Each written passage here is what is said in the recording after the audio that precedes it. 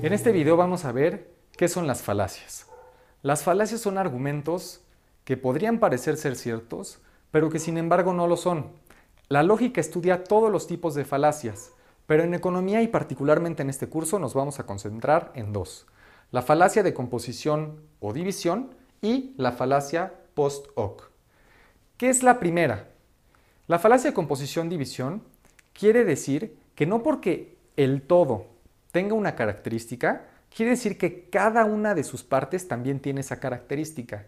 Y viceversa, no porque una de las partes tenga una característica, quiere decir que el todo también la tiene.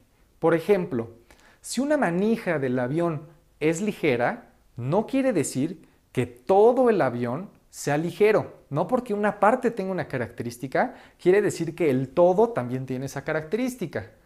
Y en el otro caso, no porque, por ejemplo, en Qatar, que es un país rico, no por decir que Qatar es un país rico, quiere decir que cada uno de sus habitantes también es rico. No porque el todo tenga una característica, sus partes también la comparten. La siguiente falacia que vamos a ver es la de post hoc. Con post hoc nos referimos que no porque algo haya pasado antes en el tiempo, quiere decir que eso sea causa de todo lo que vino después. Por ejemplo, si yo dijera, después de que México fue goleado 7-0 por Chile, el precio del peso subió, el peso se apreció, no quiere decir que esa apreciación haya sido causa de la goliza de Chile. Un ejemplo igual un poco más económico. Si yo te dijera, el gobierno de Japón invirtió en las exportaciones y a causa de eso Japón creció, pues no necesariamente es cierto, porque si nosotros viéramos, el gobierno de Japón invirtió en exportaciones que al final no rindieron frutos, invirtió en agricultura, y lo que sí provocó el crecimiento de Japón fueron industrias donde el gobierno no invirtió, como la automotriz. Entonces nos damos cuenta que no porque algo haya pasado antes, necesariamente eso fue la causa de todo lo que vino después. Entonces nos preguntamos, bueno, si eso no es una causa, entonces, ¿qué sí son las causas? Bueno, vamos a ver que hay tres tipos de causas o razones, como le vamos a llamar. La primera de esas va a ser la razón suficiente o causa suficiente. ¿Qué quiere decir esto? Es como un detonante. Es ese antecedente que una vez que se materializa, necesariamente pasa el efecto. Por ejemplo, si yo te digo que escupirle al árbitro es razón suficiente para ser expulsado de un partido de fútbol, te estoy diciendo que es un antecedente que instantáneamente detona el resultado, que seas expulsado de fútbol. Pero, comparándolo con el otro tipo de razón, nos damos cuenta que sí es suficiente para ser expulsado, pero no necesaria. No siempre te expulsan por escupirle al árbitro, te pueden expulsar por otros tipos de formas. Entonces, no necesariamente para recibir este efecto necesitaste ese antecedente.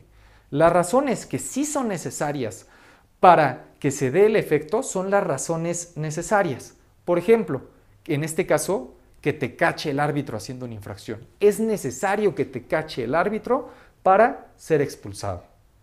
Ahora veamos una combinación. Las razones que son tanto detonantes, una vez que tienes el antecedente necesariamente se produce el efecto, y que además son necesarias, que a fuerzas tiene que pasar exactamente ese antecedente para que podamos llegar al efecto.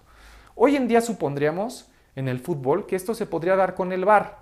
Si hay VAR, tú supondrías que cualquier infracción grave es necesaria y suficiente para generar una expulsión. Tienes que hacer una infracción grave para ser expulsado, es decir, es necesaria, y además una vez que lo haces, te expulsan. Entonces con eso acumulas las dos. Y con eso ya vimos cuáles son los tipos de causas que vamos a ver en economía. Una proposición, ¿qué es? Pues es cualquier oración que podamos utilizar en el lenguaje. Y hay tres tipos. El primer tipo de proposición son las proposiciones positivas, que de lo que hablan es tratan de describir la realidad. Tú dices cómo ves tú la realidad de forma objetiva.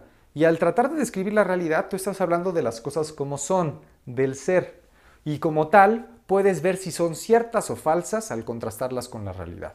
Ejemplos de esto podría ser como la pared es blanca, si fumas es más probable que te dé cáncer, o que el Cruz Azul no ha ganado un título en las últimas 2 décadas.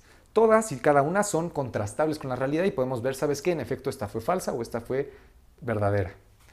Las siguientes son las normativas, son juicios de valor, son opiniones, son percepciones personales de cómo para ti es la realidad, pero no son contrastables con una realidad objetiva y que todos unívocamente podamos decir, ¿sabes qué? ¿Es cierto o es falso? Ejemplos de esto, ¿qué podría ser? Pues por ejemplo podría ser el helado de pistache sabe horrible, o el Cruz Azul es buen equipo, o jugar fútbol es una tontería. Todo ese tipo son opiniones que no puedes decir, ¿sabes qué? Todos estamos de acuerdo que eso es cierto o eso es falso. Para algunas personas serán ciertos y para algunas personas serán falsos. Y justamente porque no hablan del mundo del ser, sino que hablan del mundo del deber ser. Y el tercer tipo de proposiciones son las instrumentales. Las instrumentales son pasos a seguir para poder alcanzar un resultado, son una especie de órdenes. Con las instrumentales a ti podrías ver como, podrías decir, para que el Cruz Azul gane, necesita invertir en la cantera, o si tú deseas tener más autoestima, pues tienes que salir más con tus amigos.